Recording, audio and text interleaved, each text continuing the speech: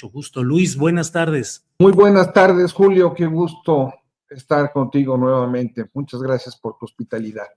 Al contrario, Luis, gracias. Luis, hoy me gustaría proponerte que nos comentaras algo en lo que eres actor, partícipe, pero se vale porque es necesario la presentación de este libro editado por La Jornada, presentado en días anteriores en la Embajada de Cuba en México. Ahí está Cuba, Estampas de la Resistencia, Luis Hernández Navarro y Yair Cabrera.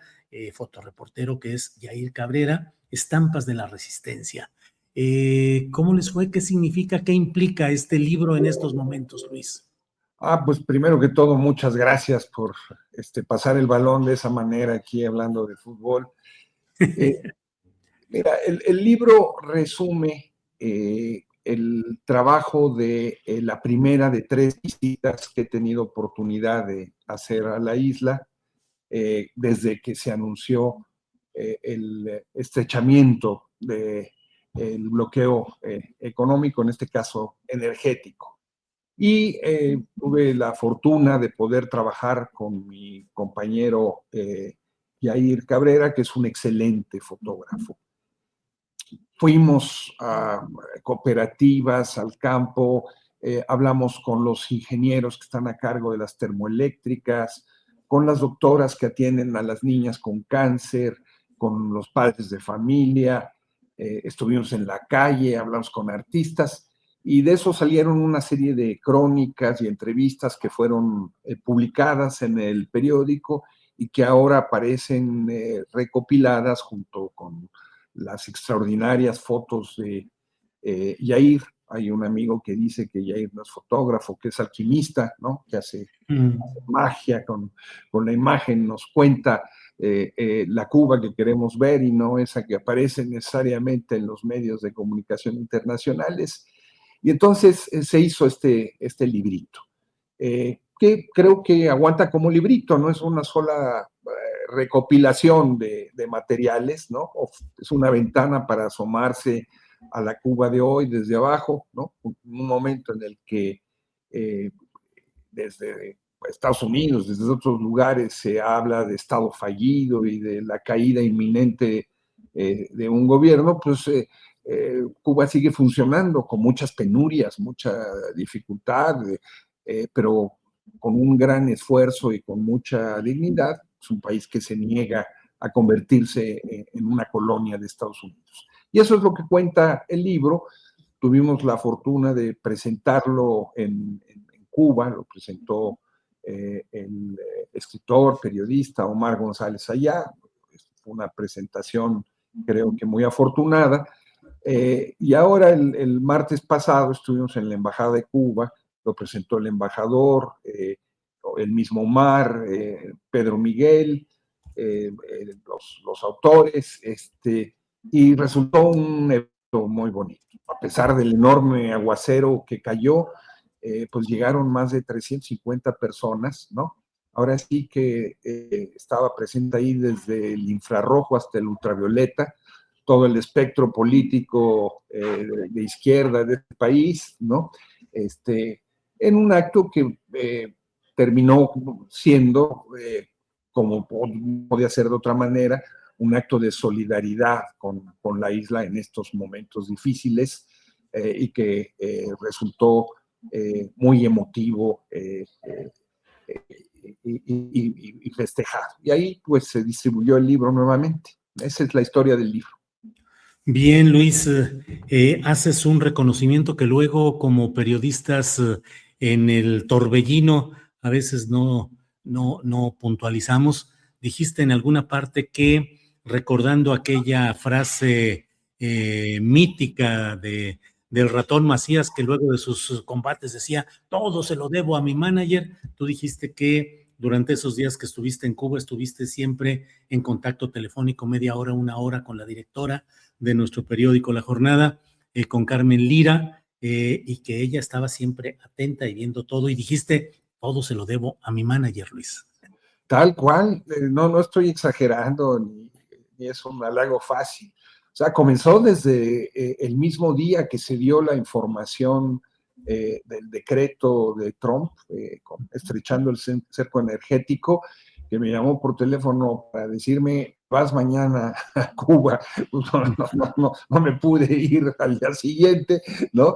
Pero junto con Yair estábamos ahí el 3 ya para comenzar a trabajar. Y desde entonces, cada día que estuvimos allí, pues le platicábamos lo que veíamos, lo que comentábamos, y ella con el conocimiento que tiene de la isla, recordemos que fue entrevistadora de Fidel Castro, entre otras muchas cosas, cubrió los conflictos, las guerras en Nicaragua, en El Salvador, con todos sus antecedentes siempre tenía comentarios, sugerencias, y faltaba más, para eso es la directora, instrucciones de qué quería ver, qué quería escuchar. No todas las pudimos seguir al pie de la letra, pero ahí está la impronta, ¿no? Del director, del trabajo del editor, que no necesariamente se ve, ¿no? Pero que pues, estamos replicando, siempre agradecemos, porque acaban siendo una brújula para guiar nuestro trabajo y saber qué se interesa. En muchas ocasiones, no estoy exagerando, me enteré de cosas que estaban pasando en Cuba en ese momento por ella, que estaba en México, estando yo allí, ¿no? Así es, y esa es la información que tenía y la actitud. Entonces, sí, como el ratón Macías, todo se lo debo a mi manager. No dije a la Virgencita de Guadalupe también, pero todo se lo debo a mi manager.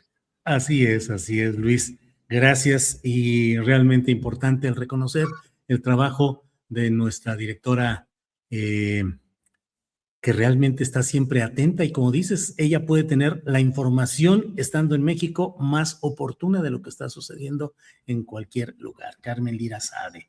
Bueno, Luis, otro tema que también me parece que es importante que abordemos es el relacionado con lo que sucede en Chilapa, Guerrero. Ya el gobierno federal asistió ayer y hoy, ya están empacando cosas para reintegrar a algunos desplazados a sus comunidades de origen, en un posicionamiento del gobierno federal muy peculiar, porque de hecho concede como que una capacidad de interlocución similar con los dos grupos, el agredido y el agresor, como si estuvieran en igualdad de circunstancias. Escribiste un texto en la jornada llamado Chilapa, la saga asesina de los ardillos. ¿Qué nos dices para quienes deseen tener más contexto de lo que está sucediendo en este tema, de lo que escribiste en ese momento y de lo que está sucediendo ahora, Luis? Claro, creo que es un asunto gravísimo. No porque sea local, no deja de tener una trascendencia nacional. Yo creo que podemos entender mejor lo que está pasando en este momento si partimos de 4 elementos que dan contexto. Primero, no podemos olvidar la guerra sucia, que entre 1960 y los 80 se desarrolló en Guerrero, en donde el ejército, las policías, aliadas a los cacicazgos, desarrollaron una política contrainsurgente que llevó a eliminar no solamente los insurrectos que se habían levantado en armas, como Lucio Cabañas o como Genaro Vázquez, sino a pueblos y comunidades enteras, centenares desaparecidos, asesinados, todas estas de los vuelos de la muerte, donde se aventaban cuerpos al mar, etcétera, etcétera. Lo señalo porque parte de esa estructura, de esa trama policíaco-militar que participó en la Guerra Sucia, se involucró también activamente en el tráfico de drogas en el estado de Guerrero, en la producción de goma de opio, en el traslado de heroína, la marihuana, que en aquel entonces era una droga muy consumida, digamos, y producida. Y una vez que formalmente termina la Guerra Sucia, esa trama de militares, policías y caciques se mantiene prácticamente hasta nuestros días. Han pasado ya muchos años, pero ese contubernio y esa imbricación entre las drogas y la contrainsurgencia está ahí. Entonces es el primer elemento que es muy importante. De tal manera que lo que hemos visto en estos últimos años es como esas labores que antes desarrollaba el ejército y la policía, que llevaron a esterilizar, por ejemplo, hombres en comunidades indígenas, ¿no? Todos estos son casos documentados en Brasil.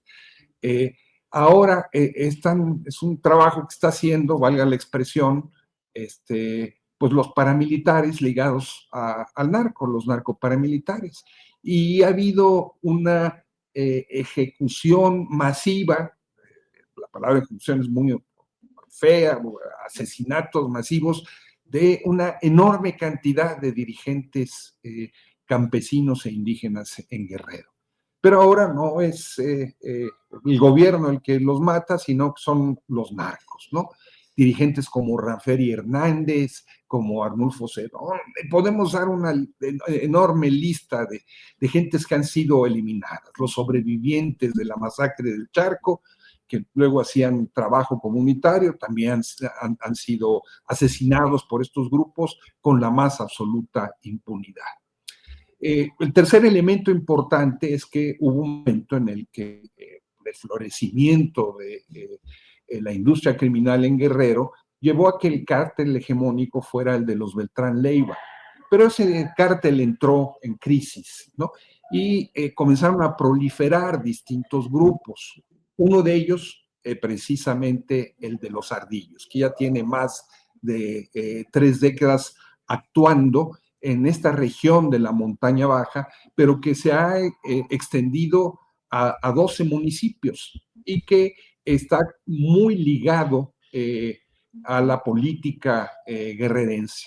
Tanto así que el hermano de uno de estos dirigentes personalmente fue el dirigente del Congreso del Estado de Guerrero, ¿no?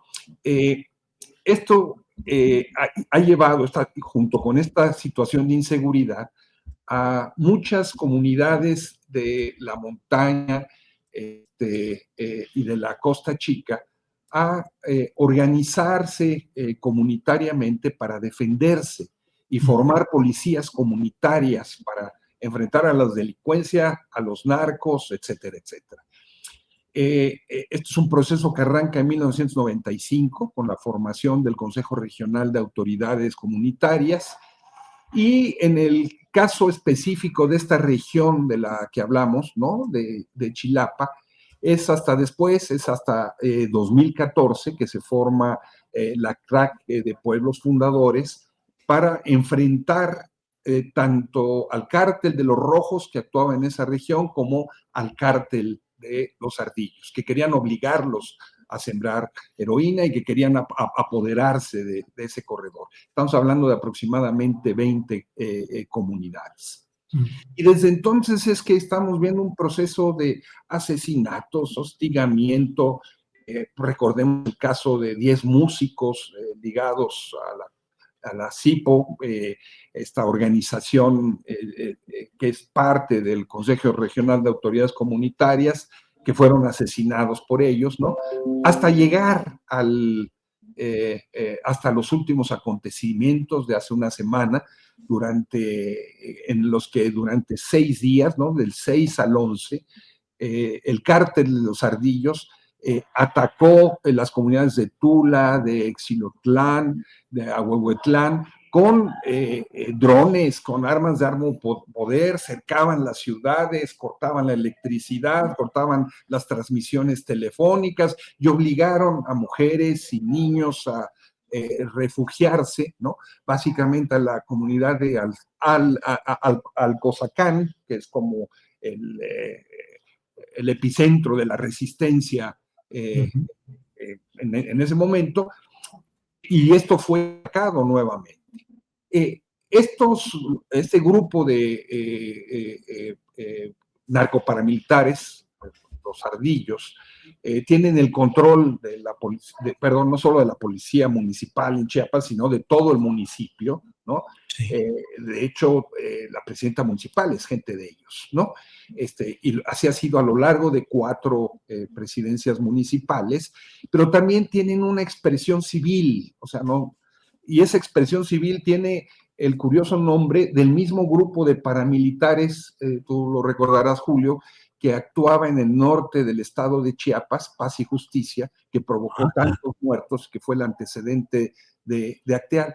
Sí. Ese grupo se llama igual y actúa, según esto, como una expresión comunitaria, pero realmente es la base social de los ardillos que actúan en contra del CIPO y que son responsables de la agresión. Y es Ahora, Luis, que se ha reunido el gobierno federal. Luis, Luis, toda esta historia concreta que está disponible y que debe ser del conocimiento de las autoridades por sus diferentes órganos de información que tienen, ¿cómo pretender que se sienten a dialogar una posición como la que estás describiendo, de una delictividad constante y continua y unas comunidades agredidas? ¿Cómo entender algo? Alguien decía por aquí, el Estado mexicano pretende convertirse en cascos azules que van a intervenir entre 2 grupos en conflicto sin definirse, con ánimo de neutralidad, Luis. Claro, tienes toda la razón. Incluso se llegó a manejar que las comunidades formaban parte, las comunidades en resistencia, agredidas, parte de un grupo delincuencial que se llama Los Tlacos, que está a más de 160 kilómetros de distancia de allí y que está peleando efectivamente con los ardillos, pero no en esa zona, no tienen nada que ver, efectivamente, tienes toda la razón en eso, ¿no? ¿Qué es lo que tendría que hacer el gobierno federal?